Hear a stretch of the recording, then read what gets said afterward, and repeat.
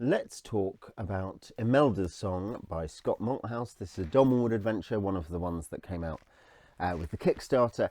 This is the only one of them which is unique to the Kickstarter, barring Pipes of Doom and Knoll, which comes in the campaign book, which I might talk about sometime. The others, Abyss Included, Winter's Daughter, and The Fungus That Came to Blackswell, are all republications, rewritings to different degrees. Fungus is the most rewritten, I guess. But yeah, they were already published pre-Kickstarter for Dolmenwood. This is new. Scott Malthouse has written other stuff within Dolmenwood, to sum that up quickly. And yes, you have the Great Glyn Seal maps. You've got a Great Mish Scott cover. This is basically there are there 5 adventures for Dolmenwood? 6? How many are there? There's 4 plus Pipes Dream Knoll plus Drug Bolton, so 6. And in terms of published adventures for Dolmenwood, and a couple, Pipes of Dream and Knoll and Winter's Daughter, are starter adventures and don't actually have an official location. They can be put anywhere. Then you have Abyss Included is the highest level. I think it's 4 to 6 in terms of what's been published. There are monstrous bosses, basically, who are higher level than that, who an adventure would be more like 8th to 10th level or higher, even for probably a couple of them. Probably breaking the limits of what the Dolmenwood version of OSE can do, though it is a slightly more robust game than OSE. This one is one of the kind of lower mid-level adventures, basically. This is 4 levels 2 to 4. So you could have a fairly low-level party do this. It would be a different kind of experience, as you'd expect, to a higher-level party doing it. This is one of these kind of mid-levelish, low to mid-levelish adventures that's set in the High Wold, which is the southwestern part of Dolmenwood. Abyss Included, which is mid-level, is in the middle. Drug Bolton is in the northwest, and Blackswell is in the southeast. So there's kind of one of these bigger adventures. They're spread across the map, and this is one for the southwest, for an area that hadn't previously had one. Which is the High Wold, which is one of the kind of obvious starting areas as well. You can kind of start in Castle Brackenwold, or outside the forest to the southeast, or just inside at Prigwort, or you can start in the High Wold down the southwest. That was where in Wormskin 2, that was the first settlement, that was the first set of hexes. The first place to go on adventure was in the High Wold and just to the edge of the forest there. It's a land where humans and Breggles, goat folk as was, live alongside each other, and so this is the one place where there are sort of demi-humans integrated into human society in a normal way. Most the other demi-humans basically aren't, but Breggles are. They are, in that sense, they are most like, in lots of other settings, dwarves or halflings. They are very different. They're proud ancestor worshippers, which matters here. They have their own aristocrats. 3 of their own noblemen are lords of the manor in Western Dolmenwood. This is an event. Basically, it's an event adventure. Lord Malbleet, one of these nobles, has decided to try to resurrect his ancestor, Lord Nalgruff, who's into dark magic. Nalgruff and Malbleet represent kind of evil goat folk and Breggles, I guess. Lord Ramius, Malbleet's older brother, he is neutral officially. I think I ran him as more lawful once upon a time. The idea of someone who's saying, no, this is the right way to do things, this is tradition. Tradition is important to goat folk, ancestry is important to goat folk.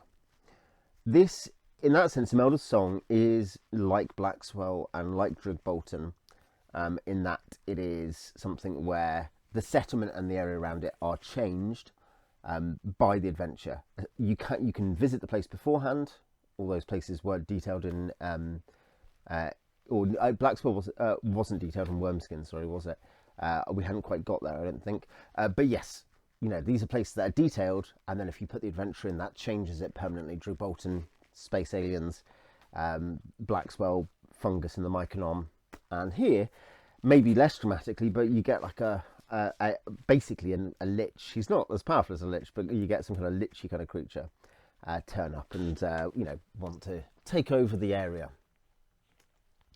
And the inciting incident is officially, if you look at the title, is to do with this these kidnappings here, where Father Doby, the treacherous vicar of Lancashire, has helped kidnap a mage and a beautiful singer, someone who sings beautifully, that is to say, and take them to Lord Malbleet's, the ancestral tomb, which Lord Malbleet is going to perform a ritual during the annual festival that happens there, where all the goat folk and longhorn nobles come together.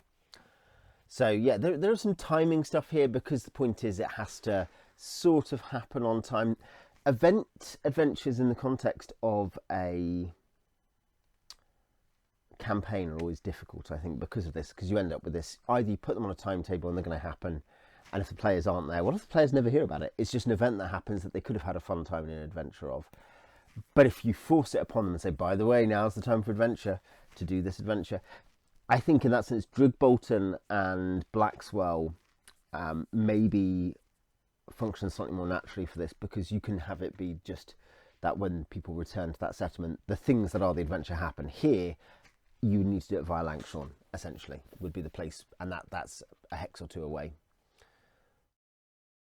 There are a couple of other hooks. You've got various background. I think I said this with the Blackswell adventure, I don't necessarily love this format, but it's okay. It's basically look, here's a heading, learn about the heading, and then you can piece it all yourself together. You've got to do it one way or another, haven't you? Players' background stuff they might know, if they hear of these names. Investigations if they try to find out stuff in Lancashire. And hooks, here there's also a stat summary for Breggles. Emelda's aunt could ask you to help, and the Spymaster Lord Ramius could ask you to help, or the Droon, the pagan. So they're kind of magic scientists. They're less they're not into pagan priesthood. That's the witches with the Gwyragons. But these are kind of pagan in the sense they use a lot of pagan imagery, or we think of pagan imagery, but they are basically kind of magic scientists, neutral leaning. And they all have different reasons for wanting to stop Lord Malbleet. Obviously, if you're doing this in a fairly linear campaign, then you pick whichever is best for your party. I guess if you're trying to hook your party in, even in a more open campaign, you do that. The disappearances are going to be the natural thing in Lancashire that points your players towards it in a more organic adventure. And again, the timing stuff matters there. Okay, so what do I think? I think this is really different to the other Dolmenwood adventures. Let's go and find a different kind of. Whoops, sorry about that. So yeah, you go to this place, and there's a social component and an investigation component here, in a way that, say, Blackswell is sort of survival horror and investigation somewhat. Drigbolton, similar, and Clwyd is a dungeon with some kind of negotiation you can do, but it's a more traditional dungeon. This has a dungeon, but the first part is this, this investigation and social thing where you're basically trying to go around, both in Lancashire beforehand and once you're at the Llerrybuck at Shadholm. Shadholm is just a hex you could have visited already, of course, actually. But yes, there's things where that you could talk to the groundskeeper and basically find out a secret entrance. And there's a whole thing where basically he wants some of the nice food. He's not allowed some of the nice food. If you get him some of the nice food, he falls asleep. You can then go into the secret entrance into the dungeons, or you can infiltrate the Shadholm Lodge itself. And there's the front gate people don't want to let you in. But if you can manufacture an invitation, you can just go in and do what you want. You can try to go in the back door, but you have to convince the kitchen staff that you have a legitimate reason. That this is somewhat, take or leave it. Some people don't love this, but of course you can use magic. There's no reason you can't use magic in some of these situations. Invisibility, charm, etc. I don't have the books up here. Obviously, Dolmenwood has, if you're using the Dolmenwood system, magicians, enchanters, and fae have different kinds of magic. Either magicians have kind of traditional human magic, and clerics and friars have divine magic. And so there's arcane, fae, and divine magic, 3 kinds of magic. So it depends who you are as to what you get, but certainly the point is that you have different options that way, and magic items. So you can do this. I guess you could do it more violently as well. You could just kill everyone on your way in. Say, we're here to arrest Lord Malbleet on suspicion of arch treason. So you can do it whatever you like, but it's obviously meant to be more of a social adventure and meant to be more. Well, we can't really do lots of starting fights up here above ground. We have to find out people's desires. All of the NPCs that matter have, kind of desires. This is the same in the campaign book as well. What do they want? And so you're meant to go around and you're meant to just find out the stuff that these people want, basically, aren't you? And get your way in that way. Once you have, here's another couple of rooms. You can see this is in the normal OSE/Dolmenwood style, and it mostly works here, actually. I think Malthouse has gone for just sometimes giving more text rather than attempting to crush the text into as small a space as possible, or over bullet point or anything. It still has something where occasionally you have to refer from one section to another and be like, oh, okay, these should have been in the same place or next to each other. They've been separated because of the subheading system we have here, like banquet table, shorthorn servants, guests, shorthorn cooks. But the point is, it's mostly an effective use of it. Pretty easy to read. This is less important with the Shadhome Lodge, but they're treating Shadhome Lodge as the upper level of an adventure. You can steal all the stuff, by the way. There's prices, so maybe you should steal all the stuff. Good way of getting treasure. But yes, the maps are. You have the maps at the front and the back. Pardon me. So, for instance, yeah, there's the map. Whoa, sorry, my lighting here is not ideal. Some dungeon. Yeah, can you? Oh wow, I can. Yeah, bring darkness to the room. But yes, there are maps in the back of the dungeon levels and maps of the front of the overall area, which you saw at the top of the PDF, and you zoom in on them. So yeah, anyway, that was a lot of fuss to establish that. Confused by the light as I was, like a moth. But the point is, yeah, this is pretty presentable, pretty useful. I don't think you always need those maps. Sometimes they feel a bit redundant. But other times, I think it's going to matter more on bigger dungeons. It's a Stonehell kind of principle thing, and you do not always get that in these. There's a degree to which you're like, well, these are quite simple maps, aren't they? They're like 10 rooms a level or something. Then you have a dungeon. You can get into it a few ways. It is looped. It's loopy doopied. There are 4 entrances into the dungeon. Via different forms. There's the groundkeeper one. There's the official kind of the chapel down into the family crypts, etc. So you can get into it via different ways, and you might need to do different things to get in there. There are then 2 levels, one of which, and there's no actual then loops or anything meaningful within the dungeon. It is a small dungeon. Both levels are small. One has 3 rooms and one has 10 keyed rooms. It's simple, but it's encounter dense, or by encounter I don't mean combat, though plenty of it is combat, but rather stuff you can do dense. Like the first few rooms, there's some imprisoned sprites, there's a jail, there's some guards. Then you've got what you can see here, the alchemist's laboratory, because there's an alchemist who's been helping Malbleet with his dark rituals, Berold Forelock. And you can get stuff there. Now, Berold is there, and she could theoretically be negotiated with, except she seems to know the PCs are probably a fraud. And there's a botanical lab. They're obviously dissecting people. You shouldn't dissect people, that's wrong. There is a giant spider sommelier who will help you. This is a lady who's been turned into a giant spider, not a giant spider who was turned into a sommelier. And yeah, so if you're on that side, if you either get to that side or you come down through the kitchens, i.e. from 6, you could go and talk to her and find out information. She has knowledge. They're doing experiments in the crypts. They have lots of potions, and one will help restore Eliza to human form. So this doesn't have enormous amounts. I would say again, there's plenty of good treasure here.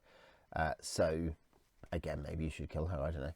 But the point is that yeah, you can get some knowledge. You can befriend her. You can negotiate. She won't alert the guards if you say you'll bring her the potion, will she? You know, she'll be like, well, I want that. I've been punished unjustly. I don't want to be a spider. And then there's, you know, you're going to end up. There is a dead worm, in Dolmenwood terms, in one room, a dissected black bile worm. And then there are the crypts which go down to the lower area, and there's devil goats there. So you get a few straight combat ones, like you know, there's an insect swarm that could bother you. Certainly, you could fight the giant spider, but you don't have to. The guards will come and fight you. The sprites will not help you, I guess, unless you're in a fight in the room they're in. They will try to flee if you free them. So there's different kind of types of encounter, and then to get further down, you have to fight devil goats. Further down, there are skeletons to fight, and then there is Lord Malbleet undertaking the ritual, the evil ritual. You know, it's not really a timed adventure in the sense that it just happens when you get there, except that you kind of have to trigger it for the 2 days to get there or something. Maybe that's the kind of thing that I think just obviously runs easier as the thing where you tell the players this is what they're going to do at a convention, and struggles more. But then maybe that's okay. Maybe you just make sure the players have information in a fair way, and then you say, well, you didn't go there despite having information that something bad was going on, so the bad thing has happened. That's reasonable, and that's kind of what's indicated in the adventure outline, which I approve of. But it's hard to know exactly how you're going to pull that off in, you know, different campaigns. I will skip forward. Let's skip forward and look at Malbleet and Nalgruff in the Black Tomb, and Emelda, who you can rescue. Basically, yeah, if you can, there's ways of rescuing Emelda, who's cursed at the moment to sing as part of this ritual. And Nalgruff, interestingly, Nalgruff doesn't come back intact, and he's very angry at Malbleet. Malbleet wants to flee. Nalgruff, you can negotiate with him if he turns up. You can become his friend.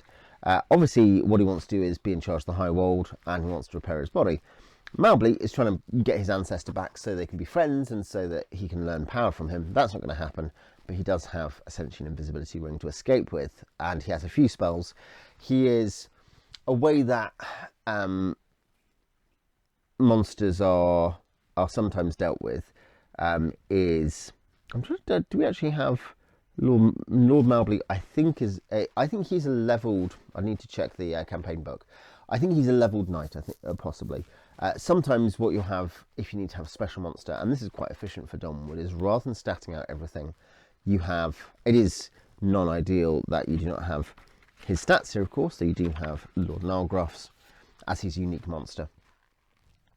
But what you'll sometimes have is it'll say Longhorn Noble, see Dolmenwood Monster Book, but they also know this spell. There is, I think, literally one Longhorn Noble, for instance, living somewhere who knows 2 spells, and it's put down like that, and that creates just normal monster encounter with spells. Occasionally, and this is certainly true for many of the nobles, you get instead 3rd level knight, and you are still pointed to the monster book, so you know how to stat this. But the idea is they're much more like a character in that way, and have character abilities. And in that case, if they're a spellcaster, they will have spells. So yeah, there you can see under Blisterwood. I can move myself around. Wow, I'm moving. Here we are under Blisterwood, Crooked Oak Staff, and it casts Lightning Bolt once every 3 rounds. For 3 charges, and Nalgruff can recharge it, but you can't, I guess, unless you make him tell you. He is undead. The 20,000 gold is interesting because you'd think this is basic, isn't it? There's no value necessary for magic items, but an optional rule, which you know, there are a bunch of advanced rules that are ported in already into OSE via OSE Advanced Fantasy, but also you get, you know, Dolmenwood itself as a system has adopted lots of those as default. Like the default is splitting race and class, for instance, though there are some optional race classes. the magic items is section is very extensive, and they have values because you might choose to use them for XP, in which case you get, I think he does measure it as a fifth of the XP, which is the normal rate. There are exceptions in the DMG, obviously many exceptions, but a typical rate is 1/5 of the gold value becomes XP. So you can, and that's what we're doing in my current active campaign, and I guess we will when the other one starts back off hiatus. So yeah, there's good treasure, 20,000 gold, so 4,000 XP. He is a 6th level, so HD 6 guy, undead with lots of attacks and lightning bolt. This is not something a 2nd level party is going to fight. It's interesting here, you have to say, if you fail this, that's okay, but now this guy is around because you're not going to fight him or beat him. You want to really stop the ritual and make Malbleet flee. And then, of course, you know, at that point, there's all kinds of things that could happen. You could be rewarded by Ramius, most obviously. You could have to fight him out, fight Malbleet in the future as well. You might need to hunt him down. You might be rewarded in some way by Baron Hogwash. Who knows? But the point is that it's got a lot going on. There's a few different things tested. In one way, there's the confusion over the timing. I think there's not linearity to it, though. In a way, I think the big non-linear section is investigating above ground and talking to people and working out what the options to get in are. Once you're in the dungeon, I think the amount of real openness narrows down a lot. And there are several good encounters, but at that point, the real vigor and energy of the adventure reduces down. And the encounters are good, but at that point, it's something where it's like, well, I'll go to this room, I'll do the encounter here, I'll go to this room. And I've seen in small dungeons, I've run plenty of small dungeons where you see a party who is skilled and knows what they're doing, do that, and they're like, you know, there can be things, of course, where you talk to the alchemist, she says, okay, your servants get me some drinks, and she uses the opportunity to tell the guards. There are challenges within it that are binary or more than binary in outcome, in terms of things you could do or that might happen or that might go wrong. But I think basically it becomes a lot simpler there, and there's just a bunch of interesting things to look at or interact with rather than a dungeon. Compared to Cluid is a dungeon, I'd say. Pipes of Droom Null, actually, which is the other, and Winter's Daughter are both more dungeony and more successfully dungeony than this, I think, in most respects, as dungeons. But yeah, it's fun. I think if you accompanied the fairly fun, if fluffy, above ground investigation section and combine that with a very strong dungeon environment, then I think you'd see this as a very, very good adventure. As it is, I think it's just a good adventure. I like it. I will run it. But yes, I will probably trigger it in the hiatus campaign because they're going back to Lancashire, and there's a few things they need to do in that region, and this will be a change in the area. Father Doby and these other people have gone missing, and there's some rumours, and we'll see if the players bite or not. Anyway, if you have read this or run this or played in this, tell me what you thought, and I will see you next time.